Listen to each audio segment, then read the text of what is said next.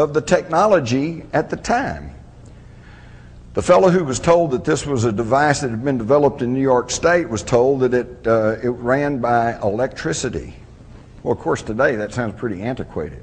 But keep in mind, 1897, rural North Texas, they didn't have electricity. Only big cities had electricity, and it was still kind of a new marvel.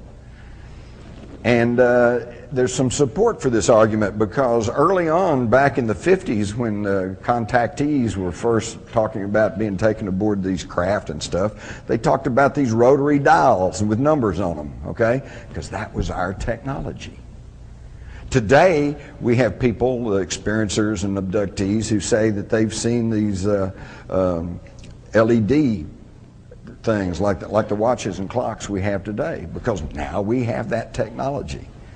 So it's really kind of an interesting aspect of this whole thing.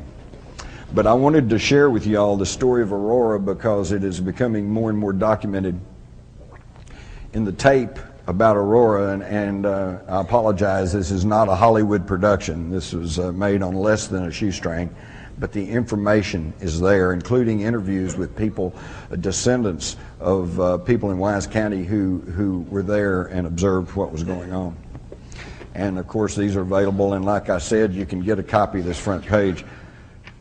If you have friends and relatives that are skeptics and said, why there's nothing there, show them the front page of the Dallas Morning News, 1897. One other quick thing, I just have to put in a little plug here.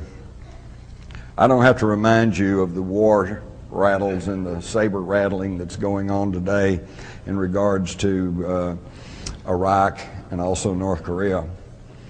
I'd just like to quote you from President John F. Kennedy.